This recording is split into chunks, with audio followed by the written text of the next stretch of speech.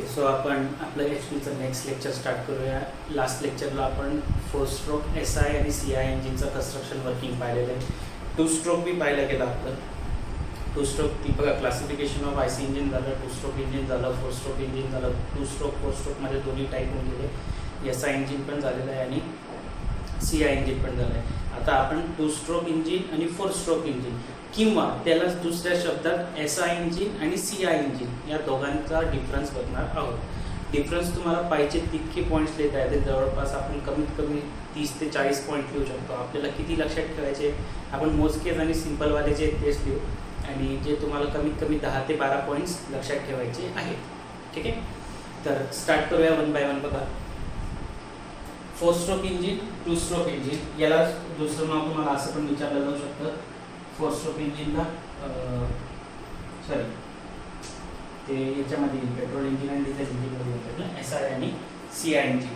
ठीक आहे, काय आहे SI CI मध्ये आलं तर यामधलेच बरेच पॉईंट तुम्हाला कॉपी करायचे पाहिजे, तर आपण तो पण डिफरन्स लिहून घेऊ. बघा आता 4 स्ट्रोक इंजिन आणि 2 स्ट्रोक इंजिन असणार काय, लिहिलं काय बघा पहिला पॉईंट. वन बाय वन बघत चला. तुम्हाला जे माहिती आहे तुम्ही ते डिफरन्समध्ये लिहू शकता. इवन असं जरी लिहिलं की 4 stroke engine has a 4 strokes that is compression, ignition, suction, compression, power and exhaust. 2 stroke engine has only 2 strokes that is compression and power stroke. ठीक आहे, सक्शन आणि जे आपलं एक्झॉस्ट राहतं त्याच्यामध्ये एलिमिनेट केलेलं राहतं. हा जरी पॉईंट तुम्ही ॲड केला तरी चालणार आहे. आपण पॉईंट वाईज बघून घेऊ काय लिहिलं आहे. बघा, 4 स्ट्रोक इंजिनमध्ये पहिला पॉईंट काय लिहिला बघा, the cycle is completed in the 2 revolution of the crankshaft. Remember मी तुम्हाला सांगितलं होतं की 2दा क्रँकशाफ्टचं रिव्हॉल्युशन कम्प्लीट होतं, याचा अर्थ 720 डिग्री अँगल कव्हर होतं आहे. सांगितलं आहे तुम्हाला वर्किंगमध्ये. आणि 2 स्ट्रोक इंजिनमध्ये किती स्ट्रोक्स राहतात, सॉरी 2 स्ट्रोक इंजिनमध्ये क्रँकशाफ्टचे किती रिव्हॉल्युशन होतात, देयर इज ओनली 1 रिव्हॉल्युशन. हे असं जरी लक्षात ठेवलं तुम्ही, number of revolution of crankshaft किती आहे 2, इथं किती आहे 1. ठीक आहे, त्यानंतर नेक्स्ट बघा, नेक्स्ट पॉईंट काय आहे, the power stroke is obtain in every 2 revolution of the crankshaft. सांगितलं काय, पॉवर स्ट्रोक जो होतोय तो प्रत्येक 2 रिव्हॉल्युशन नंतर होतो. ठीक आहे, क्रँकशाफ्टच्या 2 रिव्हॉल्युशन नंतर एक पॉवर स्ट्रोक होत असतो आणि इथं प्रत्येक 1 रिव्हॉल्युशन नंतर एक पॉवर स्ट्रोक होणार आहे. इथं लिहिलंय बघा, 1 power stroke is obtain in every revolution of the crankshaft. प्रत्येक 1 रिव्हॉल्युशनमध्ये क्रँकशाफ्टमध्ये पॉवर स्ट्रोक होत असतो आणि इथं कितीमध्ये होतो, प्रत्येक 2 स्ट्रोकमध्ये होतो. तिथं प्रत्येक स्ट्रोकला होतो, कारण या ठिकाणी एका रिव्हॉल्युशनमध्ये पूर्ण सायकल कंप्लीट होते, या ठिकाणी 2 रिव्हॉल्युशनमध्ये एक सायकल कंप्लीट होते है ना. म्हणून या ठिकाणी पॉवर स्ट्रोक परत यायला दुसरा रिव्हॉल्युशन लागतो आणि इथं प्रत्येक रिव्हॉल्युशनमध्ये पॉवर स्ट्रोक येत असतो. बघा आता next point, the power produce for the same size of engine is less. सांगितलं काय, समजा 4 स्ट्रोक 2 स्ट्रोक दोन्ही इंजिन मी सोबत ठेवले, सारख्या साईजचे ठेवलेले, तर 4 स्ट्रोकमध्ये पॉवर काय होईल, कमी तयार होईल आणि 2 स्ट्रोकमध्ये पॉवर काय होते, जास्त तयार होते. म्हणूनच मी तुम्हाला सांगितलं होतं की जे हेवी इंजिन्स राहतात ना, जिथं जास्त पॉवरची गरज राहते त्या ठिकाणी 2 स्ट्रोक इंजिन वापरले जातात आणि त्या कम्पॅरेटिव्हली 4 स्ट्रोक इंजिनमध्ये पॉवर थोडी कमी तयार होत असते. ठीक आहे, तर सेम साईज इंजिनमध्ये या ठिकाणी पॉवर जी आहे ती जास्त तयार होईल आणि जी कमी साईजचा इंजिन होईल त्याच्यामध्ये पॉवर जी आहे ती कमी तयार होणार आहे, power should be less. Next point, 4 stroke engine has a low in weight. हे नाव लक्षात ठेवा बरं, 4 स्ट्रोक इंजिनचं वेट हे कमी राहतं, म्हणून तर आपण बाईकला 4 स्ट्रोक इंजिन लावतो, कारण बाईक लाईट वेट झाली पाहिजे है ना. आणि 2 स्ट्रोक इंजिन म्हणजे जे वेट राहतं ते काय राहतं, हाय. पॉवर कशी राहते, जास्त. वेट कसं राहतं, जास्त. पॉवर कशी राहते, कमी. वेट कसं राहतं, कमी. अशा पद्धतीने तुम्ही लक्षात ठेवू शकता. आता वेट कमी आहे, पॉवर पण कमी तयार होते, म्हणजे फ्रिक्शन पण कमी राहील आणि फ्रिक्शन पण कमी राहिलं म्हणजे कुलिंग आणि लुब्रिकेशनची गरज पण कमी राहील. कुलिंग काय राहतं, लुब्रिकेशन काय राहतं माहिती असेल. लुब्रिकेशन कशासाठी केलं जातं, to reduce the friction. Lubrication कशासाठी तयार केलं जातं, to reduce the friction. Friction कमी करण्यासाठी लुब्रिकेशनचा वापर होतो. जसं ऑइल टाकता तुम्ही है ना, मशीन्समध्ये आपण कोणतंही मशीन लावा त्याच्यामध्ये आपण ऑइल टाकतो ना, तर ऑइल टाकल्यामुळे काय होतं, बेसिकली लुब्रिकेशन होतं आणि ऑइल टाकल्यामुळे काय होतं, कुलिंग पण होतं, कारण तो ऑइल जे राहतं ते इंजिनची हीट ॲब्झॉर्ब करत राहतं. हे तुम्ही डिटेलमध्ये शिकाल पुढे जाऊन, पण सध्या तर एवढं लक्षात ठेवा की ते ऑइल जे राहतं ते बेसिकली हीट कमी करण्याचं काम करत राहतं. मी तुम्हाला क्लासिफिकेशनमध्ये ऑइल कूल्ड एअर कूल्ड इंजिनबद्दल सांगितलं होतं, तर हाच प्रकार आहे. इंजिनचे जे टेम्परेचर वाढलेलं आहे त्याला कमी बी तर करायचं आहे, मग त्याला कमी करण्यासाठी वेगवेगळ्या पद्धती यूज केल्या जातात. काही ठिकाणी ऑइलचा वापर करतात, काही ठिकाणी एअरचा वापर करतात, काही ठिकाणी वॉटरचा वापर करतात. So it depends. 4 स्ट्रोक इंजिनमध्ये पॉवर कशी तयार होते? कमी. आता हे क्लिअर आहे की पॉवर जर कमी तयार होते याचा अर्थ जास्त हीट बनेल का तिथं? नाही. हीट पॉवर कशापासून बनते? हीट पासूनच. याचा अर्थ पॉवर जर कमी तर हीट पण कमी, आणि हीट कमी आहे तर मग त्याला थंड बी कमी करावं लागेल. म्हणून लिहिलं काय? Required less cooling and lubrication. आता या 2 स्ट्रोक इंजिनमध्ये पॉवर जास्त तयार होते. पॉवर जास्त तयार होते म्हणून ते त्यासाठी लागणारं कुलिंग आणि लुब्रिकेशन पण काय राहील? जास्त राहील. त्यामुळे इथे लिहिलंय required more cooling and lubrication. ठीक आहे. मग आता कमी पॉवर तयार झाली याचा अर्थ काय? कमी फ्रिक्शन जनरेट झालं. ठीक आहे, समजून घ्या. पॉवर कमी जनरेट झाली याचा अर्थ काय? की त्या ठिकाणी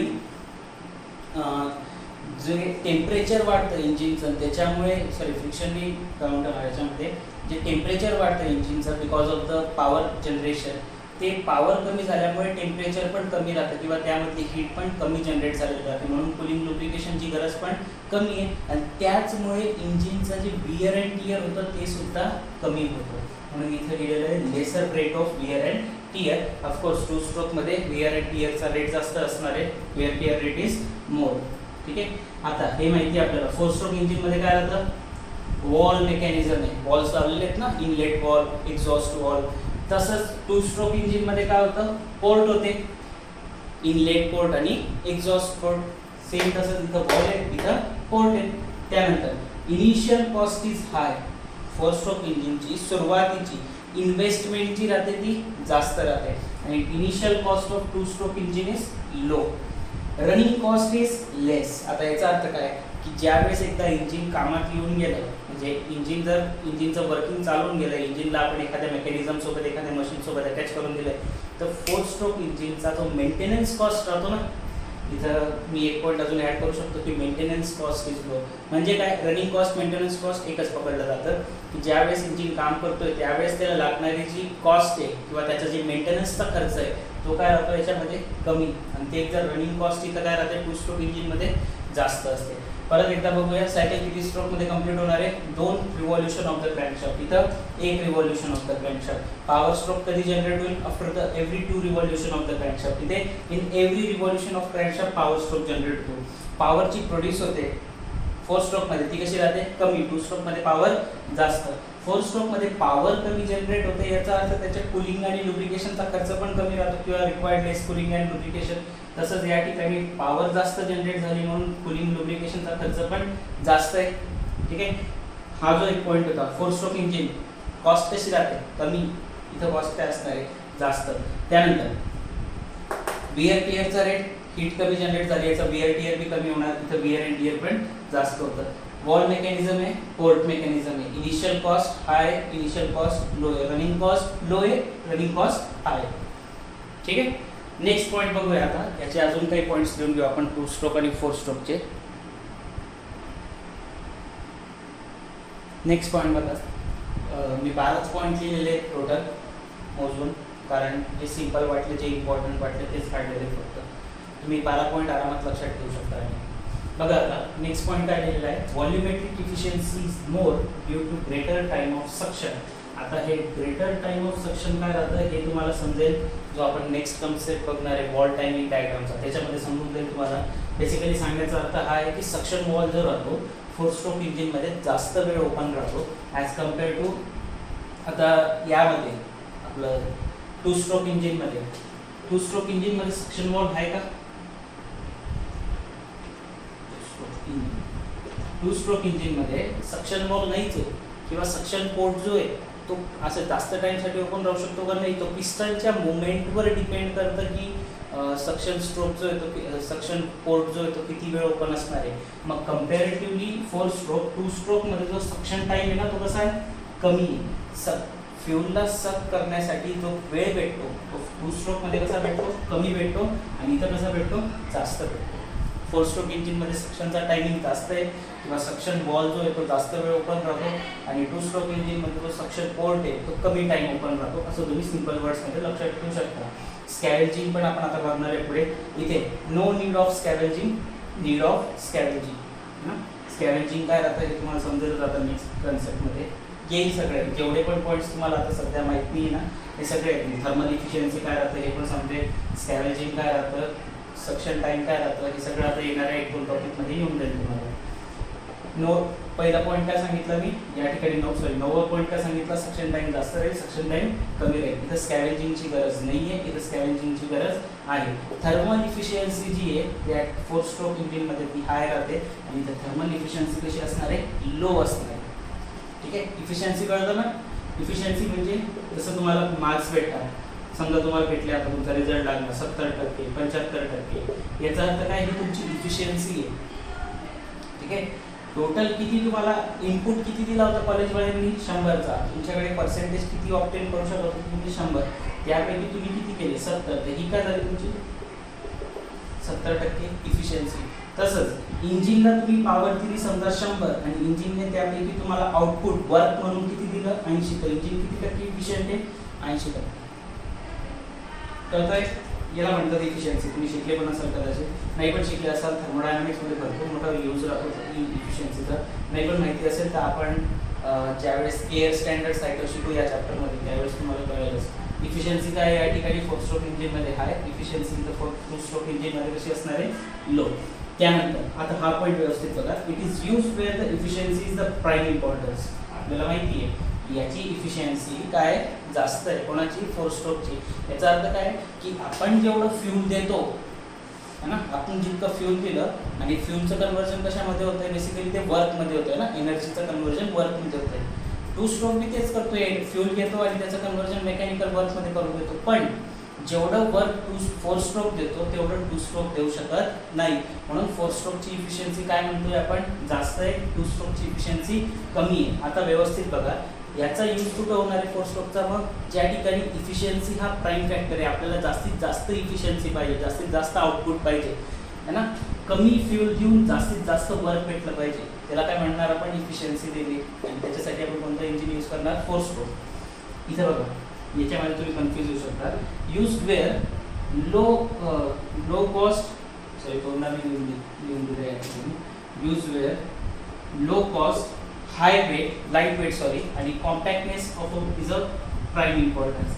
आता तुम्हाला कन्फ्युजन होईल. मागे एका पॉईंटमध्ये असं लिहिलं की 4 स्ट्रोक इंजिन जो आहे तो लो इन वेट आहे आणि 2 स्ट्रोक इंजिन जो आहे तो हाय इन वेट आहे, असं लिहिलं होतं मी. एक असं लिहिलं की इनिशियल कॉस्ट जी याची ती हाय आहे आणि याची कॉस्ट कशी आहे, लो आहे. ते तर तुम्हाला दिसतं इथं. इंजिन कसं आहे, लो कॉस्ट आहे ना, इंजिन लो कॉस्ट आहे. हा एक सगळ्यात मोठा तुमच्यासाठी कन्फ्युजन वाला पॉईंट आहे. Light in weight, 2 stroke engine light in weight राहतं, मागे तर लिहून दिलं हाय इन वेट.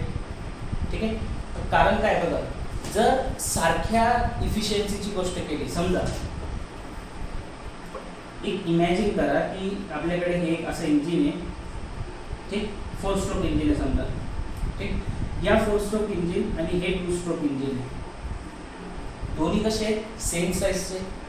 ठीक आहे, दोन्ही सेम साईजचे आहेत. आता जसं आपण लिहिलं की 4 स्ट्रोक इंजिन जो आहे तो कमी पॉवर जनरेट करतो as compare to 2 stroke engine. आपल्याला हे पाहिलं 2 स्ट्रोक इंजिनमध्ये हीट जनरेशन किंवा पॉवर जनरेशन काय होतं, जास्त होतं ॲज कम्पेअर टू 4 स्ट्रोक. मग जर मी दोन्ही सारख्या साईजचे, व्यवस्थित आहे का, दोन्ही जर मी सारख्या साईजचे इंजिन घेतले तर कोणामध्ये पॉवर जास्त जनरेट होणार आहे, 2 स्ट्रोक इंजिनमध्ये. करेक्ट आहे. जर दोन्ही मी सारख्या साईजचे इंजिन घेतले तर पॉवर कुठे जास्त जनरेट होणार आहे, 2 स्ट्रोक इंजिनमध्ये. आता जर समजा मला किती पॉवरची गरज आहे, एक एक्झाम्पल समजून घ्या, 25. तर ही 25 इतकी पॉवर जनरेट करण्यासाठी 2 स्ट्रोकची साईज कशी राहील, कमी. आणि त्या मानाने 4 स्ट्रोकची साईज काय ठेवावी लागेल तुम्हाला, जास्त. 25 इतकी पॉवर जनरेट करण्यासाठी 4 स्ट्रोकचं जे इंजिन आहे ते तुम्हाला कसं लावावं लागेल, मोठं लावावं लागेल ना. आणि टू स्ट्रोकचं इंजिन तितकं मोठं लावायची गरज आहे का? नाही, कारण टू स्ट्रोक जास्त पॉवर जनरेट करतो, तर छोटं इंजिन पण 25ची एनर्जी देऊन जाईल. पण फोर स्ट्रोकमध्ये काय करावं लागेल, मोठं इंजिन घ्यावं लागेल जे तुम्हाला 25चं पॉवर देईल. म्हणून इथं काय सांगितलंय, जर छोटं इंजिन आहे याचा अर्थ काय, त्याचं वेट कमी राहील as compare to four stroke. म्हणून इथं काय आलेलं आहे पॉईंट, लाईट वेट. ठीक आहे, म्हणून सांगितलं काय, परत एकदा सांगतो बघा, फोर स्ट्रोकमध्ये पॉवर जास्त जनरेट होते. ठीक, म्हणून फोर स्ट्रोकचं इंजिन हे आपल्याला छोटं जरी घेतलं तरी चालून जाईल.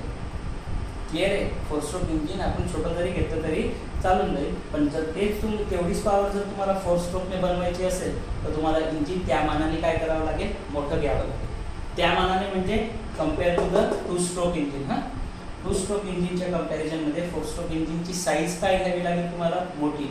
आणि टू स्ट्रोक इंजिनची साईज काय घ्यावी लागेल त्या मानाने, कमी. म्हणून आपण जर कमी साईजचं इंजिन घेतलं तर त्याचं वेट पण काय राहील, कमी राहील. म्हणून इथे काय लिहिलं आहे, use to the low cost light weight and compactness. छोटं बी राहतं ना इंजिन, compactness is a prime importance. त्या ठिकाणी आपण टू स्ट्रोक इंजिन यूज करू शकतो. ठीक आहे, तर हे झाले तुमचे 12 पॉईंट्स फोर स्ट्रोक इंजिन आणि टू स्ट्रोक इंजिनबद्दलचे. ठीक, चला आता नेक्स्ट बघूया आपण SI इंजिन आणि CI इंजिनबद्दल. ठीक आहे, आपला नेक्स्ट जो डिफरन्स आहे बिटवीन SI आणि CI इंजिन तो बघून घेऊ. जे आपलं two stroke four stroke engine सांगितलं ना मी, त्यामध्ये एका ठिकाणी मी चुकून असं म्हणून दिलेलं आहे की to stroke engine four stroke engine त्यालाच आपण SI CI असं म्हणू शकतो, असं एक ठिकाणी बाय मिस्टेक एकदम स्टार्टिंगला मी म्हटलेलं आहे. तर ते रॉंग, ते बाय मिस्टेक माझ्याकडून म्हटलं गेलं. पण two stroke engine four stroke इंजिनला आपण SI CI म्हणू शकतो. टू स्ट्रोक आणि फोर स्ट्रोकमध्ये SI आणि CI दोन्ही होतात, है ना, असं म्हणू शकता तुम्ही की टू स्ट्रोकमध्ये कोणकोणत्या टाईपचे इंजिन येतात, SI पण आहे आणि CI पण आहे. सिमिलरली फोर स्ट्रोक इंजिनमध्ये कोणकोणत्या टाईपची इंजिन येते, SI इंजिन पण आहे आणि CI इंजिन पण आहे ना. SI CIलाच तुम्हाला दुसऱ्या असं नावाने विचारलं जाऊ शकतं. SI म्हणजेच तुमचं पेट्रोल इंजिन राहतं आणि CI म्हणजेच तुमचं डिझेल इंजिन राहतं. ठीक आहे, या नावाने पण हे डिफरन्स विचारले जाऊ शकतात. CI इंजिनला डिझेल म्हणा, SI इंजिनला पेट्रोल म्हणा. बघा आता डिफरन्स दिलेला आहे तुमच्यासमोर, जवळपास याचे पण आपण 12-15 पॉईंट्स लिहून घेऊ. 9 पॉईंट्स लिहिलेले आहेत समोर. आता मी इथं वर्ड वाईज न लिहिता डिफरन्स जो आहे तो कशाच्या बेसिसवर लिहिला आहे, on the basis of variable factor. ठीक आहे, कशाच्या बेसिसवर डिफरन्स दिला आहे मी, व्हेरिएबल फॅक्टरच्या. म्हणजे याचा अर्थ काय राहतो की कोणत्या फॅक्टरच्या बेसिसवर तुम्ही यांना डिराईव्ह केलेलं आहे ना. जसं एक सगळ्यात सिंपल जिथून तुम्हाला आयडिया येऊन जाईल, हे बघा की SI इंजिनमध्ये कोणतं फ्यूल यूज केलं जातं, पेट्रोल. आणि CI इंजिनमध्ये कोणतं फ्यूल यूज केलं जातं, डिझेल. जसं इथं बघा त्यांचा व्हेरिएबल फॅक्टर कोण आहे, मग फ्यूल. फ्यूल हा एक असा फॅक्टर आहे की ज्याच्या बेसिसवर SI इंजिन वेगळं पडतं आणि CI इंजिन वेगळं पडतं. तर फ्यूल फॅक्टरवर पेट्रोल इंजिन, डिझेल इंजिन, किंवा SI इंजिनमध्ये कोणतं फ्यूल राहतं, पेट्रोल, आणि CI इंजिनमध्ये कोणतं फ्यूल राहतं, डिझेल. असा जरी डिफरन्स दिला तरी चालेल. उलट मी असं म्हणेल की या टाईपने जर तुम्ही लक्षात ठेवलं ना तर तुम्हाला, व्हेरिएबल फॅक्टर तुम्ही लक्षात ठेवले ना, तुम्हाला डिफरन्स द्यायला फार सिंपल होऊन जातं. बघा आता डिफरन्स स्टार्ट करूया. व्हेरिएबल फॅक्टर काय, पहिला व्हेरिएबल फॅक्टर लिहिला आहे मी, थर्मोडायनामिक सायकल. आता हे ऑटो सायकल काय राहतं, डिझेल किंवा ड्युअल सायकल काय राहतं, हे आपल्याला एअर स्टँडर्ड सायकल शिकायचे आहेत. त्याच्यामध्ये तुम्हाला समजेल. आता एअर स्टँडर्ड सायकल शिकण्यापूर्वी आपले 2च पॉईंट राहिलेले आहेत, एक स्कॅव्हेंजिंगचा आणि एक बॉल टायमिंग डायग्रामचा. ते दोन्ही पॉईंट झाले की मग त्याच्यानंतर आपण एअर स्टँडर्ड सायकल सुरू करणार आहे, ज्याचे तुम्हाला न्यूमेरिकल्स बी विचारले जातील या फर्स्ट चॅप्टरमध्ये. 2 न्यूमेरिकल 3-3 मार्क्ससाठी किंवा 1 न्यूमेरिकल 4 मार्क्ससाठी विचारलं जाऊ शकतं, कारण ॲप्लिकेशन बेस्डचं वेटेज तुमचं या चॅप्टरसाठी 6 मार्कचं आहे.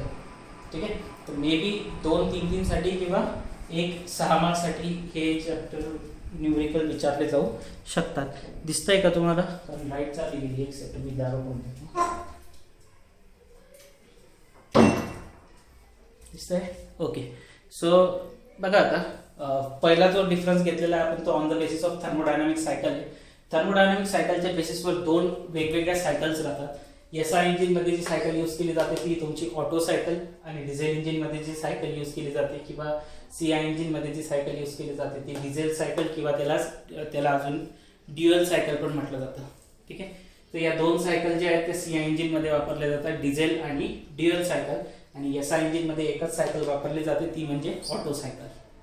ठीक, मग हे यांचं डिटेल आपण बघणार आहे 2 लेक्चरमध्ये. आपण हे स्टार्ट करूनच देऊ. दुसरा व्हेरिएबल फॅक्टर जो आहे ज्याच्या बेसिसवर तुम्ही SI CIला डिफर केलेलं आहे तो आहे तुमचा गव्हर्निंग. आता गव्हर्निंगमध्ये 2 पॉईंट, क्वालिटी गव्हर्निंग आणि एक क्वांटिटी गव्हर्निंग. आता हे क्वालिटी गव्हर्निंग आणि क्वांटिटी गव्हर्निंग काय राहतं, हे ज्यावेळेस तुम्ही गव्हर्नर शिकाल, मे बी तुम्हाला डिग्रीला राहिले गव्हर्नर, त्यावेळेस तुम्हाला समजेल. पण मी थोडंसं तुम्हाला कन्सेप्ट सांगून देतो की क्वालिटी गव्हर्निंग काय राहतं आणि क्वांटिटी गव्हर्निंग काय राहतं. क्वालिटी गव्हर्निंगमध्ये असतं काय की जो एअर आणि फ्यूलचा जो रेशो राहतो, AF रेशो म्हटलं जातं त्याला, एअर फ्यूलचा जो रेशो राहतो तो बॅलन्स राहतो. गव्हर्नरचं काम काय आहे की जे फ्यूल इंजिनला सप्लाय होतं ना त्याला बॅलन्स करायचं काम करतो तो. कधी जास्त पाहिजे, कधी कमी पाहिजे, याच्यात जास्त काही डिटेलमध्ये जात नाही मी. फक्त एवढं लक्षात ठेवा, याचा AF रेशो जो राहतो, एअर फ्यूल रेशो, तो कॉन्स्टंट राहतो. याचा एअर फ्यूल रेशो कॉन्स्टंट राहत नाही. तर SI इंजिनमध्ये क्वालिटी गव्हर्निंग राहतं आणि CI इंजिनमध्ये क्वांटिटी गव्हर्निंग राहतं. त्यानंतर कॉम्प्रेशन रेशो, हे आपण तर वर्किंगमध्ये पण पाहिलं होतं की जो कॉम्प्रेशन रेशो आहे SI इंजिनमध्ये, पेट्रोलला जास्त कॉम्प्रेस करायची गरज पडत नाही, तर म्हणून याचा कॉम्प्रेशन रेशो 6 ते 10 आहे. तेच डिझेलला जास्त कॉम्प्रेस करावं लागतं, जेणेकरून त्याचा कॉम्प्रेशन रेशो 14 to 22 असतो.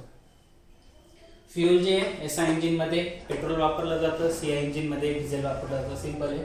त्यानंतर नेक्स्ट बघा, आता SI इंजिनमध्ये जे फ्यूल सप्लाय मेथड आहे ती कशी आहे. जे फ्यूल सप्लाय केलं जातं ते पेट्रोल इंजिनमध्ये कुठून पाठवलं जातं, कार्बोरेटरमधून.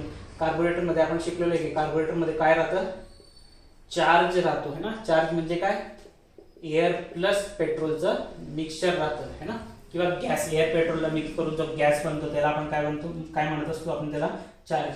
आणि तो चार्ज कोणा थ्रू पाठवला जातो, कार्बोरेटरमध्ये तो चार्ज तयार होतो, तो कार्बोरेटरमधून येतो. म्हणून जी फ्यूल सप्लाय मेथड आहे ती कुठून आहे, थ्रू कार्बोरेटर आहे. आणि डिझेल इंजिनमध्ये कार्बोरेटर राहतं का, नाही, डायरेक्टली काय राहतं, इंजेक्टर राहतं है ना, किंवा फ्यूल पंप म्हणतो आपण त्याला. तर फ्यूल पंप किंवा इंजेक्टर थ्रू डायरेक्टली फ्यूल जे आहे ते इंजिनच्या सिलेंडरमध्ये पाठवतात. SI इंजिनमध्ये कार्बोरेटर थ्रू ते इंजिन सिलेंडरमध्ये चार्ज किंवा जे फ्यूल आहे ते येत असतं. SI इंजिन जे राहतं पेट्रोल इंजिन, त्याचं वेट ऑफकोर्स कमी असणार आहे, कारण पिस्टनचं वजन कमी आहे ना. कारण पिस्टनला जास्त काही कॉम्प्रेस करायची गरज पडत, पिस्टन कॉम्प्रेस करणार आहे का जास्त, नाही. पिस्टन छोटं बी राहिलं तरी काम धकून जातं. आणि इथं कॉम्प्रेशन रेशो हाय राहतो, त्यामुळे पिस्टनचं वजन पण मोठं लावावं लागतो पिस्टन, त्यामुळे पिस्टनचं वेट पण हाय राहतं. तर म्हणून हे जे तुमचं CI इंजिन आहे याच्यामध्ये वेट काय असतं, हाय, आणि SI इंजिनमध्ये वेट कसं असतं, लो. स्टार्टिंग बघा, आता जी इंजिनची स्टार्टिंग आहे ती सिंपल राहते का कठीण राहते त्याच्यावर बेस आहे. स्टार्टिंगवर इझिली स्टार्ट होऊन जातं पेट्रोल इंजिन. आपले जेवढ्या बी 2 व्हीलर्स आहेत किंवा 4 व्हीलर्स आहेत त्या सगळ्या मोस्टली पेट्रोल इंजिन राहतात, त्या इझिली एकदम स्टार्ट होतात आणि त्याच्यामध्ये लो क्रॅकिंग इफेक्ट राहतो. यामध्ये जे स्टार्टिंग आहे ते डिफिकल्ट आहे आणि हाय क्रॅकिंग इफेक्ट राहतो. म्हणून जे CI इंजिन राहतं ना, बघा तुम्ही ऑब्झर्व केलं असेल की बाईक किंवा कार ज्या पेट्रोल कार आहे त्या थंडीच्या दिवसात पण एकदम इझिली स्टार्ट होऊन जातात.